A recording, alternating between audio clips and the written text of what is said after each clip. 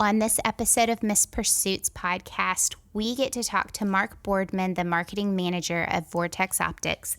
We get to discuss a little bit of history behind Vortex, about the foundational core values that it's built upon. We talk about their customer service, and we go into some details on how choosing your equipment is based on what you are hunting or what you are doing. So follow along, enjoy, and thank you, Mark. All right. Thank you, everybody, for tuning in to another Miss Pursuit podcast. We have got Mark Boardman of Vortex. He's the marketing manager for Vortex Optics here with us today having a conversation. Mark, thank you so much. Hey, no, thanks for having me on, Amy. Super fun. You never really have to twist any of our arms around here if you want to talk about optics or hunting or anything related to that. So should be super fun and looking forward to it. It's true. It's true. We are huge fans of Vortex. I especially am. My husband and I have been using you guys for years, from binos to all sorts of glass that we use on our rifles. And we've just really appreciated especially the customer support that you guys give. So I'm excited to have this conversation and kind of get back to the roots of Vortex and hear kind of, I want to hear how Vortex got started and who behind the scenes just has a passion behind loving on the hunting community.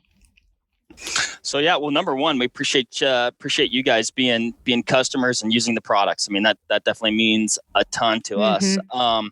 As far as a brief history, which I'll try and keep it brief because it's a pretty long history. Pretty humble beginnings. So Dan and Margie Hamilton are the owners of Vortex. So Vortex is a family owned and operated company. Dan was in the military, got out. He became a dentist. I think ultimately, he was great at his craft, but decided he didn't want to be a dentist anymore. So he and Margie bought into a Wild Birds Unlimited franchise. So it's kind of interesting. And, you think of, Vortex as it is today. Very hunting focused, Western hunting, east of the Mississippi hunting, very tactical focused. We got red dots, magnified optics geared towards long range precision shooting, competitive shooting. But a lot of it stems from that birding world and that Wild Birds Unlimited store. Yeah. So they had that store and realized that a lot of the folks who are interested in birding and bird watching had a need for optics. And so they began selling optics, and I think actually even providing input to some of the different optics manufacturers out there. And eventually Dan developed, Dan and the family and the team developed a brand of optics that was kind of, I guess, the house brand for all of the Wild Birds Unlimited stores. Eventually, they sold that store and they started a new retail business called Eagle Optics, which was an optics retailer. Now it's definitely geared more towards that birding market still, but then now they sold everybody's optics. So nice, essentially an optics retailer, and that whole business did very well. They did an awesome job with it, and kind of out of that experience. So then they had an Eagle Optics brand of optics as well. But they have 4 boys. So, and they all work at Vortex, and they're all incredibly smart individuals. And so some of the boys definitely had, personal interests in that tactical market, and they're both hunters. And so they, super interested in the outdoors. And they wanted to start, maybe another brand of optics. And so Vortex was kind of born out of all that birding experience, but then a lot of passion also towards the hunting and tactical market. You look up and here we are today. But those are kind of that's kind of the beginning. And I guess I just fast track to where we're at today. But obviously a lot of hard work and a lot of passion and dedication and growth from then till now. Well, hearing that, there are 2 things that stand out to me. Family, which I think is why it has consistently been a company who loves the U.S. I mean, loves American stores, loves the small business owner. I mean, you guys take care of small business owners. I've heard it over and over and over again, just the support that you guys have for just the everyday person. And then second, what draws me in, the bird watching part of it and the bird people, your birds have the best eyesight. And when you put everything together between glass and optics and everything like that, it kind of coincides. It's really neat to kind of go from one end of the spectrum all the way through. And Vortex isn't just for hunters. It's for everybody who wants to see better, that wants to see in nature, who wants to get out there and get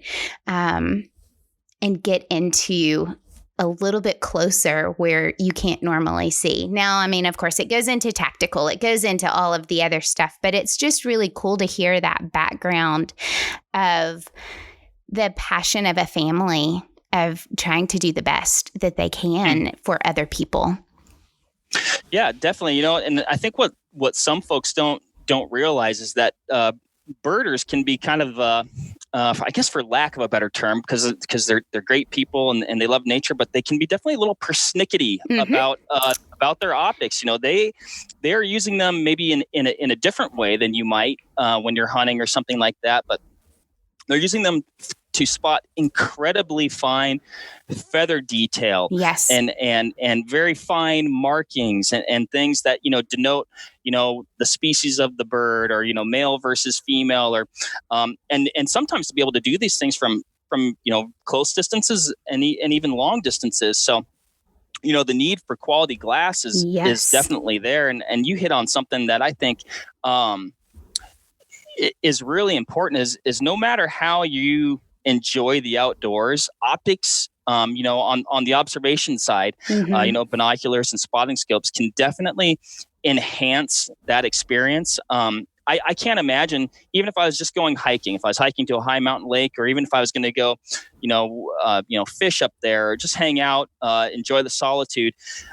Man, a good pair of binoculars is going to enhance that experience. You're going to see things you wouldn't see otherwise, and and a good pair of binoculars doesn't have to cost you an arm and a leg, particularly nowadays. I mean, the technology is there where, what you can get for, $230 or $500 is like really, really astounding optical quality and performance. And it really is just going to enhance that outdoor experience. I suggest, I know I always kind of caveat this. Is like I work at an optics company, right? So I'm like, buy some binos. But when you have a good set of optics, you want to use that optics. And once you do, you're going to go, man, I can't believe I've been going out without them, if you have. And you're never going to not want to go out with them again, if I said that correctly. No, it's very true. I think that the first memory that I have of my grandfather, who was a forester out west in New Mexico and Arizona, the first memory I have of him was him handing me a pair of binoculars. And he was a hunter. We didn't talk about it all that much. I remember him telling stories just recently of going out turkey hunting in New Mexico on horseback. Right? Oh, wow. I mean, who does that? My grandfather. That's awesome. And he said the goal was to run through the flock of turkeys and separate them. And then you'd go and hide so that when they all came back together, that's when you would attack. I was like, Grandpa, for real? But his first memory that I have of him is handing me a pair of binoculars. And it kind of came to fruition this year. My kids hunted for the first time this year.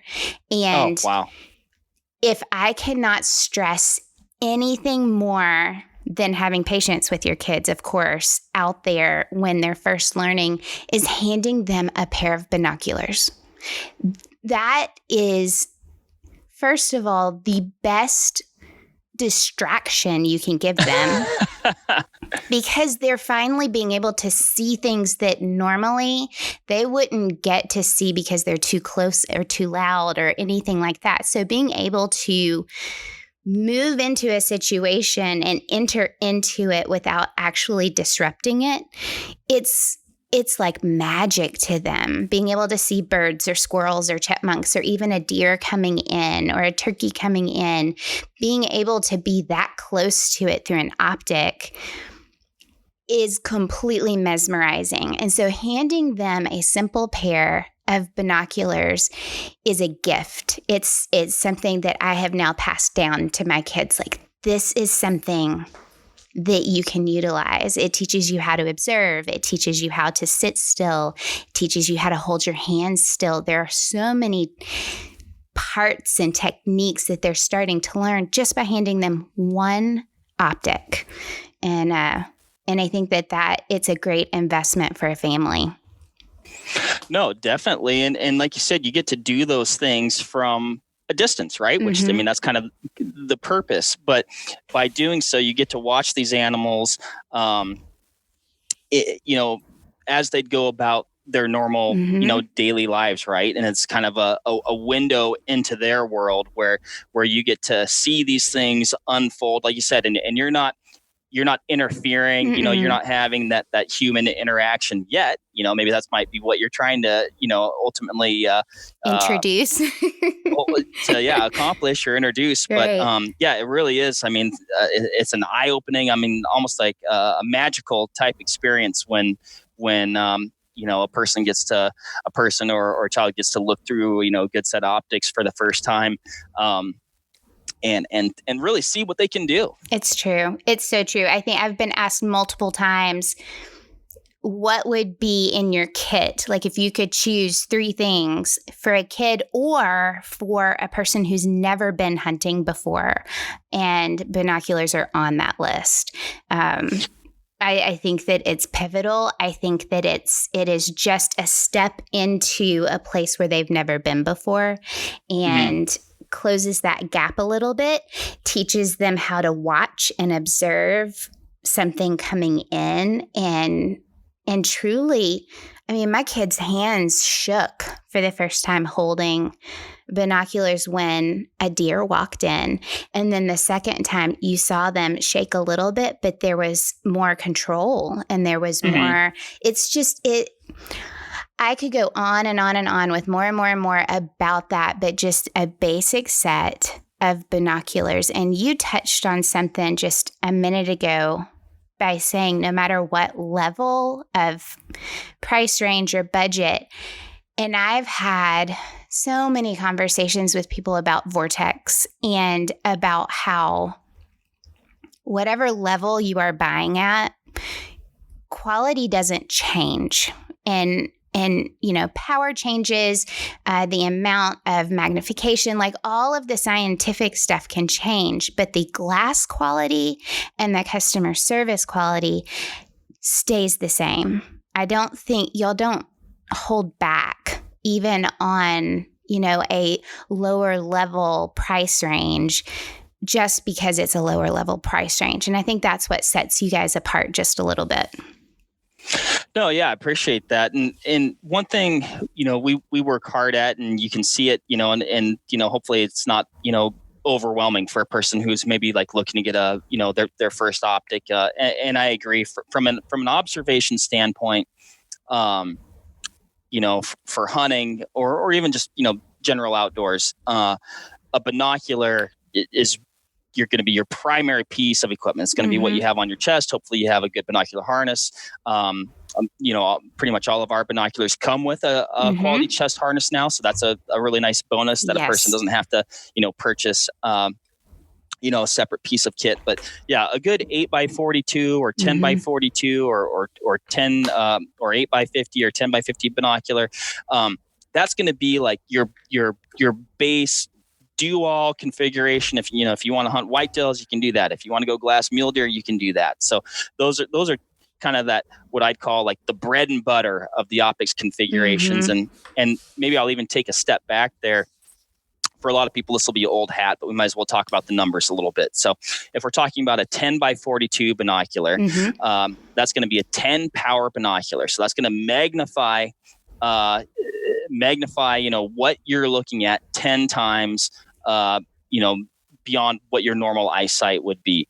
The 42, the second number, or the 42 or the 50 or whatever that number happens to be, that's going to be your objective diameter. So that's the diameter of the lens, opposite the eyepiece. And the function of that lens, ultimately, if you want to boil it down, all things being equal, the larger that objective lens, so that the 42 or the 50 is going to give you a larger exit pupil, which essentially translates into how much of that light is going to reach your eye, right? Exactly.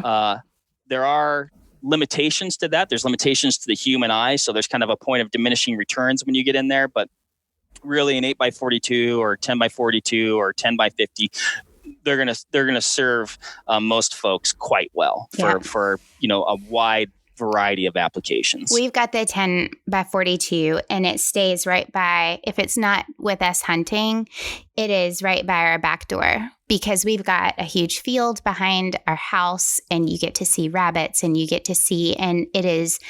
are constantly pulled out and looked through. And again, that's practice for you're not searching, you're not trying to maneuver the fit of how you hold them and everything like that. So binos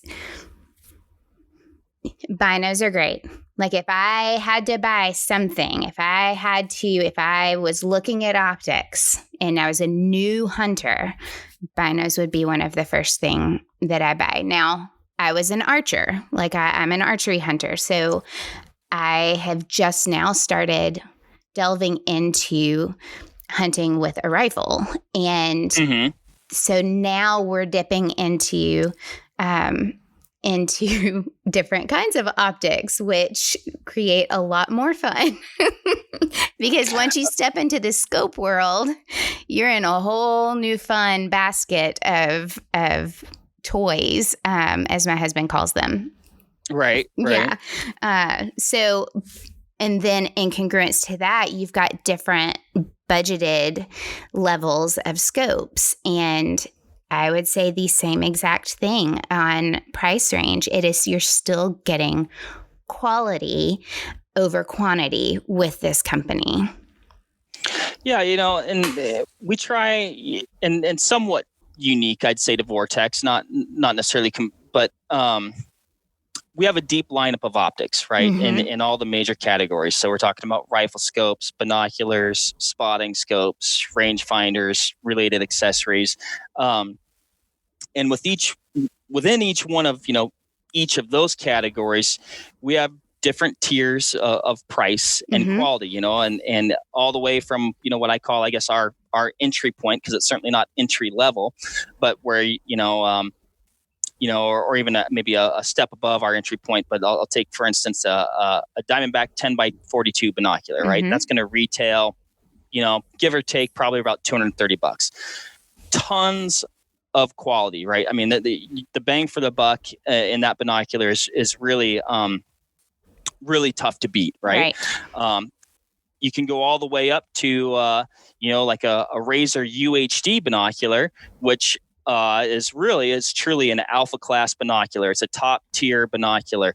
I'd set it next to anything that's out there, right? And that's going to carry a price tag of, probably around $1,500. Are there differences between those? Yes, absolutely, right? Yeah.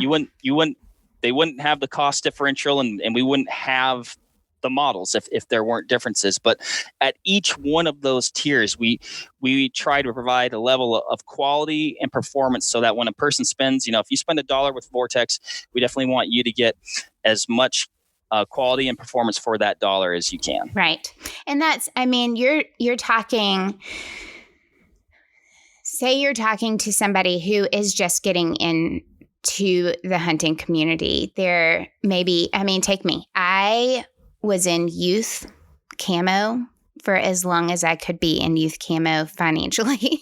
Like I had hand-me-downs. I had, when you're building your arsenal of hunting equipment, you don't necessarily have the funds to go straight for that $1,500 set of binoculars.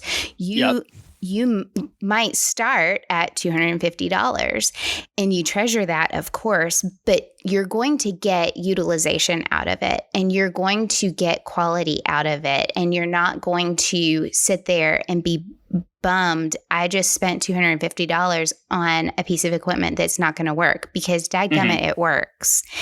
And it's kind of like, I'm a photographer as well. And so talking about glass, the mirror, it's like the pupil of an eye. Like I get all of that. And I get, buying an off-brand lens for my camera. I can get it for a certain amount and it's going to do the job that I set it to do. Now, if I go out and I spend $1,500 on a beautiful, perfect, brand new 50 millimeter 1.2 lens, it's going to do a clear, pristine job. But guess what? They're both doing the job. And sure. I think that that's kind of how, like in my mind, that's kind of how I compare these things. It's a workhorse no matter what. And I appreciate that, because I appreciate the little guy, because we are the little guys. I'm also not going to hand my $1,500 lens to my 5-year-old. Right? That's not going to happen. And it's, there's this sense of, I can hand my binoculars to my kid and say, use it and get the feel of it. If it drops, it drops. I know that Vortex has my back, and there are going to be accidents and there's going to be things that happen. But the one thing that I hear repeated across social media is Vortex has your back. They have your back on their equipment. They stand behind it. They stand behind their customers. They will take care of you beyond what you could even think that they're going to take care of you. So explain to everybody right now kind of your customer support, your service to people who do invest in Vortex. So I mean, and you nailed it. The customer is really at the core of everything we do. Pretty much every decision that gets made from maybe the smallest decision around here, which I think sometimes the small decisions are actually big decisions, but to the biggest decision, everything points back to the customer, right? So very customer focused company. I mean, that's something that Dan and Margie was really the foundation really of Vortex and I think everything they do. But they're often they're very selfless and they think about other people all the time and they want to treat people how they would like to be treated, right? And so the customer is king. The customer is our core. We want to help our customers before, during, and after the sale. We always try to build our stuff, I always say, so a person never experiences an issue, right? But we also, you talk about, things happen, right? You hand your binos to your child because they want to have this amazing experience, and maybe they take a tumble, or maybe or you hand them to your friend and they fall into the rocks. Like, you never know. you never know. A horse bucks and a rifle goes, or you fall off and land on your rifle. I mean, I can tell you the wild things happen, and we've seen a lot of wild stories, bet. And I'm sure we're probably have a lot more coming, right? But that's why we have our VIP warranty, and that VIP stands for very important promise, and it truly is. It's a lifetime, no fault, transferable warranty. So if you give your binoculars to your kid, if you have a set of Diamondbacks and you want to upgrade to a set of Viper HDs or Razor HDs, that warranty is going to go with those binoculars or whatever optic it is, for its life, right? Right. And so no paperwork to fill out. We've got an in-house repair team. So, that's another thing. We want people back using their optics as fast as possible. And oftentimes, as a hunter, when is something likely like that to happen? Well, it's during hunting season when you need your optics. So, we want to get those back to folks as soon as possible. I'd say generally, once we receive the optic and get it checked in, you're looking at, 10 days or less before it's headed back out the door. Right. And that might even be padded a little bit. So, we definitely want to take care of our customers and make sure that they're satisfied with their optic and that, they always have an optic in proper working condition. We've got a sales team, in-house consumer sales team. They're amazingly knowledgeable about really any application that any of these optics could be used for, because they're users of those optics and pretty much all of those applications, right? So whether it's, hunting, whitetail hunting, western hunting, bow hunting, competitive shooting from 3-gun to, PRS, precision tactical. rifle. I mean, these guys, they know their craft, they're experts, and they answer a lot of questions that may not even be just specifically optics related, but they know how all those optics are being using.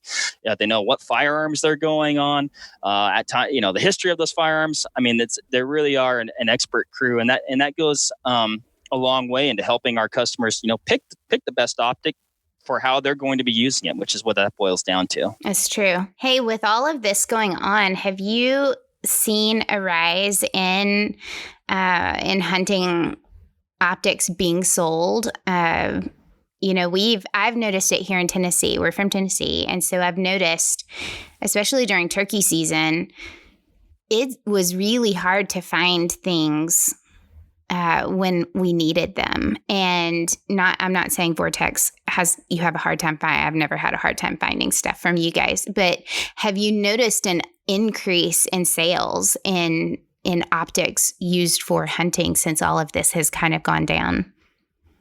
So yeah, I mean, it seems like we're seeing whether it's even on the tactical side or as well as the hunt side. And again, I'm kind of just going off an aggregate of information or things you hear anecdotally, but an uptick in both categories, right? I think there's a level of uncertainty at times, so people want to be able to defend themselves and protect their families. You've got a bit of a return to maybe some of these more traditional outdoor activities. Yes. Which is just like I guess you want to talk about silver linings, right? I think for years you kind of hear of this decline in hunters, and it sounds like, well, maybe we're starting to correct that a little bit, and that's just such an amazing, cool opportunity to embrace all these new hunters and shooters and provide as much information so they can learn and develop, using things like this podcast, right? To grow on their hunting and shooting journey. It's true. It's very true. I've seen recently, like going back to you talking about the 3-gun PRS tactical, like I've seen more competitive, more people getting involved in competitive shooting, in whether it's long distance or whether it is the 3-gun competitions out there, all of that. I've seen an uptick in that just over social media, just the amount of people getting into it. I think they're really enjoying it a whole lot more. Oh, for sure. I mean, it's fun, right? It is fun. And as everybody knows, like, you got limiting factors out there. And one of some of those things are time and money, right? So like I personally, like I'm lifelong hunter. So like if I've got, time and money, like that's what I'm going to focus on. And unfortunately I don't have the time that maybe I'd like to focus on the, personally on just the straight shooting side. But, every time I, go to our, we're fortunate we have a range facility here at Vortex, which is, we're just super blessed. It's very robust and just an amazing facility. I'm like, man, I wish I could do this more. But like, you're right. It's fun, and when done properly, it's very safe. It's very social. It's it builds confidence. There's camaraderie. So there's just so many positives, and that's one of the unfortunate things, sometimes, or at times you see, kind of a negative light from a media perspective on firearms, but there really are so many positives. And that's one thing, with kind of this, I guess this new generation or these new shooters, hopefully these are people that are going to be exposed to firearms, learn how to use them responsibly, and kind of realize that, or not realize, but I guess be spokespeople that right. They're not super crazy evil things that nutty people want to have. That the communication is well put between whether it's non-hunters or anti-gun or anti-hunting or whatever it is, but that the communication via whether it's video or media or whatever it is, but that it would be a positive light shined. Just because who needs the negative right now? That's definitely not what we need. And I think that, like, going back just a little bit on how you guys reach a lot of different types of people through what you provide, whether it's binoculars for bird watchers or it's optics for hunters or optics for target shooters. Like, there's a whole bunch of different people that you can provide for. It's not just hunting. So I think that makes you guys you're well-rounded. You can meet the needs of many different types of people. Yeah, I mean, it's, we're fortunate to have a very diverse optics lineup, kind of like we talked about before. So, I mean, if you're into long range precision shooting, but you're just getting into it, we've got, maybe more of a feature rich, definitely high, high value optics for that. Right. And then we have, optics that are kind of on the upper end of the spectrum there as well. Home defense, red dots, F-class scopes. If you have a rifle or an application for pretty much any rifle, we have an optic to fit your needs. Yes. I know that sounds like I was like trying to film some sort of like used car commercial right there, but there really is a lot of truth to that. Yep. I've been wondering how, like, take your company and put it next to other optic companies. Like, how have you guys been so successful? And I say guys, I know that they're women. It's just a figure of speech. But how has Vortex been so successful on your optics versus all of the other optics? And is it price? Is it customer service? Is it quality of glass? Like, what makes you guys stand out a little bit more? I mean, I think part of it, or, the biggest part of it is what we talked about before. And it's just our core values, right? Of pointing everything back to the customer and providing, treating it sounds like so elementary, right? But it's actually, it's maybe not super easy, or it's not the easiest path to choose, right? But it goes back to some of those basic foundational fundamentals that are at the core of the business. And, that's the foundation, and everything sits on that foundation, right? And if you don't have a solid foundation, you're not going to have a sound structure. It'll crumble. And so it's that. And I think, part of it goes back to what we touched on with, being, having a diverse lineup of optics. We don't only concentrate at the top end, and we don't only concentrate at the bottom end. We've got like I said, a pretty diverse, deep lineup. So, and I think that allows a customer to grow, right? You're talking about a person who's just getting into hunting, right? They're buying, I mean, my goodness, I think of like the lifetime of gear accumulation that I have, right? It's ridiculous. And so it's like having an optic that suits that person's needs, right? But then also as that person grows, it might be 5, 10, 15 years later, and all of a sudden they're like, yeah, I shot my first whitetail buck 15 years ago, and now I'm glassing coos deer off a tripod in Arizona with a hunting rifle that I'm comfortable shooting out to 800 yards.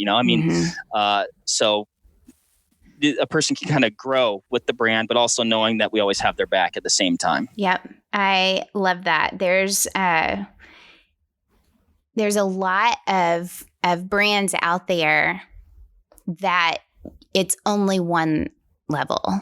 It's only one. You've got to save all of your money, and you can't buy anything along the way. You can't practice on anything, because if you're going to get that brand, and there are multiple brands, I'm not like hinting on one, but there are multiple brands out there that you've got to save and save and save and save and save and save and save, and not utilize, not practice in the middle time, not get to where you can actually use it until you get it. And then it's like, okay, I've got it. Now what do I do with it? Whereas if you could save along the way, but also invest along the way and start learning along the way, like you said, grow with the company, it provides you something you can utilize on your growth path. And I've been hunting almost 7 years. It hasn't been that long, but I have noticed along the way my growth. I've gone from, a smaller set of binos to moving on up, rangefinders moving on up, needing a little bit more because my skills have grown. My mind has gotten to where, okay, I've grown this much. I need to move on a little bit further, and then pass it off, hand it off, donate it, be a part of that full circle of mentorship to be able to pass on what you've learned, not just in words, but in gifts, or in the ability, like you said, the warranties, the love that your piece of equipment is going to get is going to pass on with it. So it is kind of full circle when you think about the hunting community. It's not, I have a pair of binoculars. If I upgraded, what am I going to do with them? Well, I could sell them, or I could have the person that has been following behind me asking all these questions. I can gift it to them. And you can do that with a family member, or even with somebody that you've just met, and they're watching every move that you make just to learn. So it's a great place to be at. I love our hunting community. I love being able to keep up, not with just other hunters, but with companies, because you guys have a lot of fun on your podcast, right? We do. It is a ton of fun. And Jim is awesome. He's actually out of the office right now. But we have a ton of fun, and going back to some of the resources like your podcast or the Vortex Nation podcast, which we do internally. We tackle a lot of topics that are beneficial from entry level to expert level. And the one thing that I love about talking to any of the guests that we talk about is, the podcast world, no matter what you're interested in, man, you want to fast track into a subject. There's no substitute for going out and doing it, right? There's no substitute for that. But man, you can sure fast track your learning curve. You're talking to guys who have been doing stuff for 10, 20, 30, 40 years, right? A lifetime of focus on possibly like a singular subject. And you get to absorb that lifetime of knowledge that they've accumulated in an hour. It's amazing. It's the most, we live in like the most amazing time. Like if you're going to get into really anything, I guess, but hunting or shooting, man, the level of information that's out there, it's pretty astonishing. Like I said, we try to cover a lot of that on our podcast. We welcome anybody to provide a subject, because if people want to know about it, we want to talk about it. But and then I'm sure that, much the same with yours. Yeah, but that's why I brought it up, because I was like, okay, we've got an hour to chit chat here. What are we going to cover? I had too many things on my list. And so being able to then say, hey, go to Vortex. They have a podcast. You can scroll through. You can find specific things that you need to hear about, that you need to hear somebody talk about, that can walk through it. And I think that that's what's so beneficial, like you were saying, to be able to find these small details that you just need somebody to talk to you about it or show you. And And you don't always have access to that. We talk a lot on Miss Pursuit about, women in hunting and in the outdoors, fishing, whatever, that it is kind of hard to reach out and touch another woman that is close to you, that is in your community. And some communities are a little bit more, like you might have more women within that community that hunt together. But for the most part, most of the women that I've talked to, the closest person is an hour, 2 hours, 3 hours, a state away. They don't have somebody that is right down the street that they can be like, hey, how do you put this scope on? Or, hey, how do these numbers work? Or how do I utilize this piece of equipment? And so being able to go out and find, that's why social media sometimes is so great, because it closes that circle a little bit closer. And so that's why I was like, okay, y'all need to, this is a place where you can utilize information. You can reach out and look into it. Hey, I'm putting this scope on. How do I do that? Well, I can go here and find that. I can go to Vortex. I can go to their podcast. I can see all of these different ways of doing it through people, through guests, whatever. That's the blessing of being able to hear these podcasts. It just closes that gap just a little bit. Oh yeah, absolutely. And you can get a lot of questions answered, via, podcasts or social media or, the internet or YouTube. And, there's just so much information out there, and and also, it can be tricky at the same time, right? Because you can watch 5 different videos on how to mount a rifle scope, and you might see 5 different ways to mount a rifle scope, right? It's so true. But you can generally kind of glean the bits and pieces that seem like they make the most sense, or maybe check your consider the source perhaps at times or whatever. But and that's a lot of stuff that we try to cover, around here, just because, those things are obviously, intrinsic to the outdoor category that we deal in and are passionate about. But we also cover, for instance, I was fortunate enough, if anybody, I think a lot of people in the hunting community knows who these guys are, but did a podcast not that long ago with Remy Warren and Ryan Lampers, right? Yeah. And 2 guys that I personally, they're fantastic people, but just incredibly knowledgeable about pretty much all hunting. We focused on high country archery mule deer, right? And I've hunted my whole life, and I said at the beginning of the podcast, I've got my pen and paper out because I am ready to learn from these guys. So we cover from hunting to shooting to just optics related things, just a little bit of everything. It's I definitely always have my pen and paper out. I'm like, what can I take down? I do have a question for you that you could probably answer. And it came, I sent a message out to some of our contributors and said, hey, what are some of the things you'd like to hear? And one of the questions was your FFP versus SFP. What are the pros and cons on those? And explain just a little, like one is it's your first focal plane versus your second. But explain that just a little bit to everybody, because I kind of want to know the pros and cons to these as well.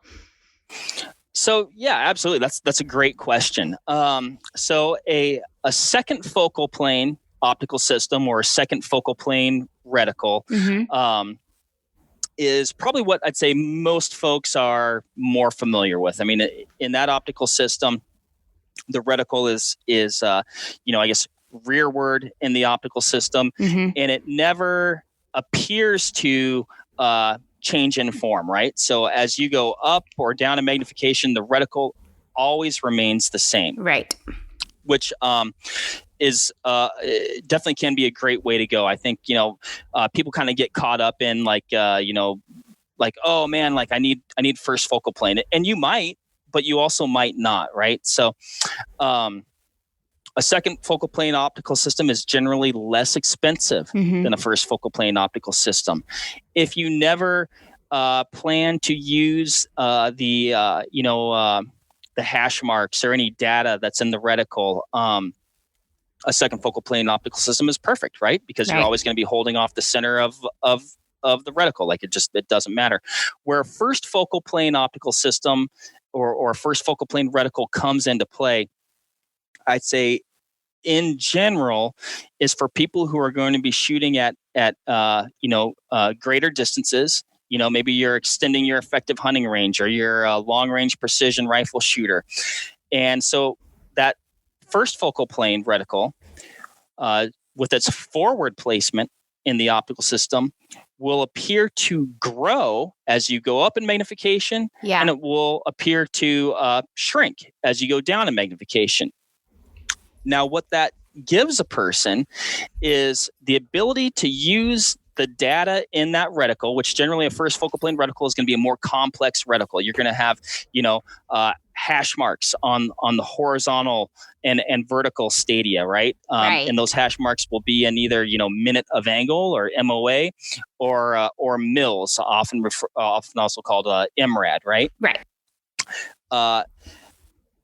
When you're using those references, though, it's because you've gone through the process of getting ballistic data for the cartridge that you're shooting, customized to the rifle that you're shooting it out of, right? So you've gotten an accurate velocity using a chronograph. The bullet's ballistic coefficient, and you've entered all these different data points into a ballistic calculator. So if you range something at 500 yards, you need to dial or hold off your reticle X amount of minute of angle or MRAD, depending on what version of scope you have.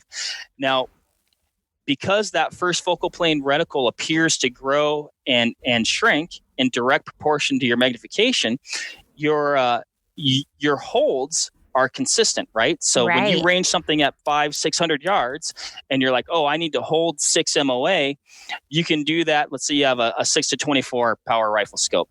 So you can hold 6 MOA at, I'm making up numbers because none of these numbers are actually going to make sense. But you can hold, 6 or, 8, 10 MOA, no matter what magnification you're on. So, because whereas if you were going to use the information that might be in a second focal plane optical system that is, essentially static, right? It's not appearing to grow or shrink. Those hash marks are only going to be accurate at a single magnification. I'd say generally it's the highest. So you're looking at, if you're in a 4-16 or a 3-15, those hash marks are only going to be accurate at 15 power, which you may have in the heat of battle, or, things are happening fast in a hunting situation. You may not remember to crank your scope all the way to 15, but you still use those hash marks, and then you're going to miss that shot, right? Because they're not accurate at that magnification. Where the first focal plane essentially alleviates that. You don't have to be at that top end. You can be at any magnification, and you can always use the data in that reticle. So hopefully I explained that somewhat clearly. I know I jumped back and forth there a little bit. No. It makes perfect sense, because it's like you said, that with the second focal plane, I'm going to go out here in Middle Tennessee, and I'm probably not going to take a shot under 100 yards, right? We don't really have a whole lot of places where I live where I'm going to be shooting further than that. Now, if I go out west, I'm going to have to do a whole lot more planning. I'm going to have to do a whole lot more information. I can't just set it up and shoot. And so depending on what your plan is, on what you are hunting, on what you are doing tactically, if you are doing target shooting, like whatever, it depends on what you are using your equipment for, on what you're going to buy, right? No, absolutely. And you look at it's like you said, it's definitely, situational and scenario based. You could have a situation, like you said, where if you're not taking shots that are extremely far. Let's say your shots generally are even, 400 yards and in, right? Mm-hmm. A second focal plane optical system might be for you, and that might even be an advantage because, you got to remember, as you go down in magnification, that reticle is going to get smaller. It might be a little bit less visible. Right. So if you're still hunting in dark timber and you've got your magnification cranked down because you're not going to shoot that far, and that's going to be what is optimal for that scenario, a second focal plane optical system is probably an advantage there. Mm-hmm. Whereas, if you're, hunting coos deer and you might take a 400, 500, 600 yard shot, and, you may not even get a shot inside 100 yards likely, no, there's no way. A first focal plane optical system might be an asset there. Yeah. So, and I'd say also, a lot of times on the tactical side of things, when people are using the data in their reticle and they're engaging multiple targets, possibly in rapid succession at varying distances, and maybe they have a shooting partner or spotter that's calling out, I get the correction for each hold. Mm-hmm. They can do that even faster than if they were going to dial their turret, right? So you can, okay, hold 6.5, hold 2.5, and things like that. And I guess the other thing also with that is when you're talking about wind holds as well as people, if you're shooting longer range and somebody says, hey, you need to hold 2 MOA of wind, or, hold a mil of wind, you can do that also at any point in the zoom range of that scope. Yeah, it's just amazing. I think that my brain still goes back to my camera and thinking there's a difference between shooting on manual and shooting on automatic. And there are benefits to both depending on how much control you want or what you are shooting. And so first, you have to make the decision on what you are buying this piece of equipment for, and then you can make that decision. Yep. Yeah. Yep. I mean, that's what it boils. What are you using it for? Right. And then everything kind of, follows after that. Oh, exactly. Yeah. Oh, yeah. And I think that that's where, podcasts or customer service or customer support, like whoever mentor wise, like make sure you are coming to the right people and saying, this is what I'm hunting. This is where I'm hunting. This is how much control I want to have over it. What would be best for me?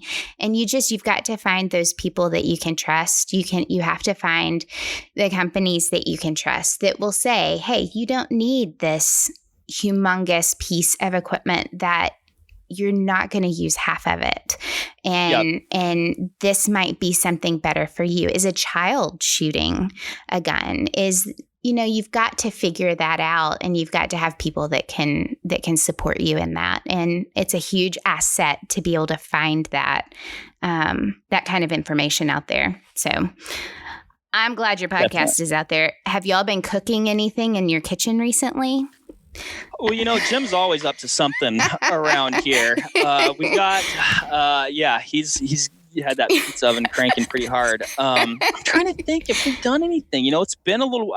That's a good reminder. I think we're due. We've got a couple things in the freezer here that I was actually talking with Jim about that we need to get going and find something good to do with them. So that's a good reminder, though. Well, and everything's kind of dying down in the freezer, right? We're coming back to hunting season. I think I've got like one more 2-pound bag of venison in my freezer, and I'm going to save it for a good venison meatloaf wrapped with bacon. Ooh. Like I think that's my craving for that last bag.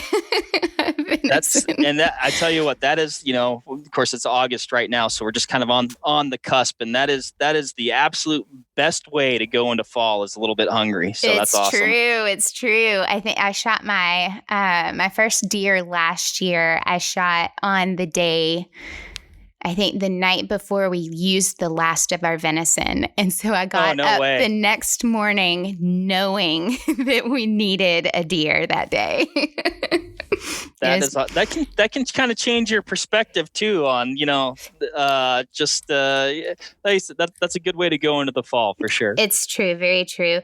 Hey, Mark, thank you so much for hanging out with me today. I think that Like my goal for this conversation was really just to hear about the company, like I said in the beginning. And when people are searching for the equipment that they're going to be using, they like to know what the company is about.